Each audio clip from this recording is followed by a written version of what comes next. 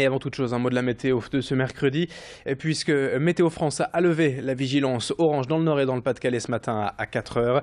Le vent continue de souffler fort dans la région aujourd'hui, mais bien moins que cette nuit. On a relevé au plus fort de la nuit des rafales jusqu'à 95 km/h à Léquin. Aujourd'hui, la situation devrait donc s'arranger avec encore un peu de vent, mais surtout le retour au calme, du soleil, du ciel bleu toute la journée. Il faudra en profiter avant une nouvelle dégradation dès cette nuit.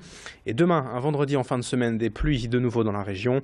15 degrés en tout cas sont attendus pour les températures. Là encore, il faudra en profiter avant une très sérieuse baisse des températures ce week-end. On en reparlera. On démarre cette édition en images avec le renforcement des contrôles aux frontières. Annoncé lundi par François Hollande est désormais en place à certains endroits. Depuis ce week-end, les CRS autoroutiers, les douanes et près de 200 hommes de la police aux frontières sont mobilisés. Ils combinent des contrôles fixes et aléatoires le long des 330 km de frontières avec la Belgique. Mais puisque l'on ne parle pas de fermer ces frontières, il est donc impossible de contrôler tous les points de passage. Hier, les équipes des douanes étaient à Halluin sur l'A22 et les agents ont reçu la visite du secrétaire d'État au budget, Christian Eckert. L'objectif de ces contrôles est d'être le plus mobile et dynamique possible pour accentuer la présence policière le long de la frontière.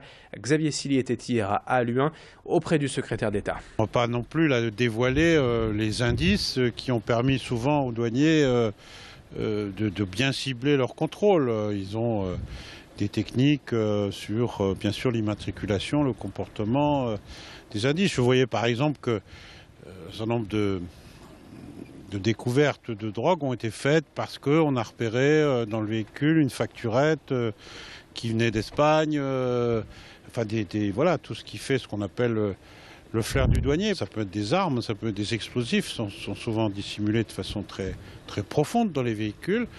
Mais bon, voilà, rien ne remplace l'expérience et la persévérance des femmes et des hommes qui sont sur le terrain, évidemment de façon renforcée encore une fois. Pour évoquer justement cet aspect sécurité dans la région, et hier, Jean-Claude Menot était l'invité de Céline Huret sur ce plateau. L'ancien DDSP, l'ancien chef de la police dans le Nord, en poste durant près de 3 ans jusqu'en 2011, est intimement un privilégié de la lutte contre le terrorisme dans le Nord-Pas-de-Calais. Il n'a jamais connu de tel événement, mais il y était forcément préparé et connaît aujourd'hui les dispositions prises par les forces de l'ordre, que ce soit aux frontières, on l'a vu, ou dans le territoire avec ces perquisitions menées ces derniers jours dans l'agglomération. Jean-Claude Menot, flex DDSP du Nord, hier sur Grand Lille TV. En dehors même du cadre de Charlie Hebdo, les tueurs n'ont pas hésité à abattre ce policier, dont vous vous souvenez, ce policier qui était à terre. Donc on imagine bien qu'ils étaient prêts à tout, comme étaient prêts à tout ceux qui sont passés à l'acte le week-end dernier. Donc effectivement, la question se pose. Alors moi je dis, sous forme de boutade, mais qui n'en est pas forcément une, gouverner c'est prévoir. Il faut toujours anticiper dans ce domaine. Il ne faut pas attendre le coup d'après. Je pense que quand on est aux manettes, ça vaut pour tout le monde d'ailleurs dans ce domaine. Il faut toujours essayer d'avoir un coup d'avance. 7h33 en direct matin sur Grand Lille TV. Dans le reste de l'actualité est présent puisque la vie doit continuer. Des images de l'inauguration hier à Lille Sud de l'ITPAS, l'Union territoriale de prévention et d'action sociale. C'est Jean-René Le Cerf, président du département, qui était présent hier pour inaugurer ces nouveaux locaux reconstruits. L'ancien bâtiment vétuste ne répondait plus aux normes et a entièrement été revu pour améliorer les conditions de travail des personnels et d'accueil des familles. Ici, on gère entre autres l'aide sociale à l'enfance, la protection maternelle, mais également le retour à l'emploi des bénéficiaires du RSA. Une soixantaine de professionnels sont rassemblés ici, puéricultrices, infirmiers, médecins, assistantes sociales. L'UTPAS reçoit près de 6000 usagers par an et plus de 2000 appels par mois. Présentation complémentaire du projet avec Jean-René Le Cerf au micro de Louis Caillé. Je compte beaucoup et sur le volontarisme de l'Assemblée départementale. Par exemple, on a des politiques offensives en matière de retour à l'emploi des allocataires du RSA qui pourraient avoir des conséquences financières importantes, favorables pour le département.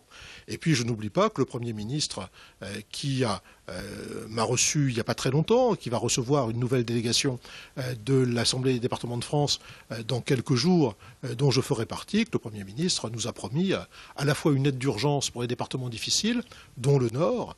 Aujourd'hui, on en connaît deux, le Nord et la Martinique, parmi les départements considérés comme en situation extrêmement difficile. On termine ce journal avec un peu de cinéma puisque toute l'équipe du film Babysitting 2 était la semaine dernière à Lille. C'est la suite, forcément, du premier opus du même nom. Le même casting, la même technique de tournage, le found footage, comme le projet Blair Witch. En gros, des images censées avoir été tournées par les personnages eux-mêmes, en caméra subjective, donc censées avoir été retrouvées par la suite. L'histoire est plus ou moins la même. L'équipe de babysitting part en vacances au Brésil et doit s'occuper d'une personne âgée. Mais tout ne va pas se passer comme prévu. Pour rappel, le premier film avait fait un carton, 2 400 000 entrées. La comédie Babysitting 2 sort le 2 décembre. Elle est signée Nicolas Benhamou et Philippe Lachaud. L'équipe du film était au micro d'Idil Gunay la semaine dernière à l'Ermitage Gantois. Quand on fait une suite, c'est ça qui n'est pas évident, il faut essayer de garder ce qui a plu aux spectateurs, tout en essayant de changer suffisamment de choses pour qu'ils soient quand même surpris. Et dans les choses qu'on a gardées, voilà, c'est cette façon de filmer, le found footage, on appelle ça, c'est-à-dire caméra retrouvée. Très bien. Excusez-moi. Et on avait encore d'autres idées à exploiter avec ce principe, le found footage, qu'on n'avait pas pu faire dans le 1. Du coup, voilà, on a pu utiliser nos films. Très bien, vous m'avez compris. Allez, fin de cette édition, 7h36 en direct sur Grand Lille TV. Dans un instant, la météo et l'infotrafic à suivre.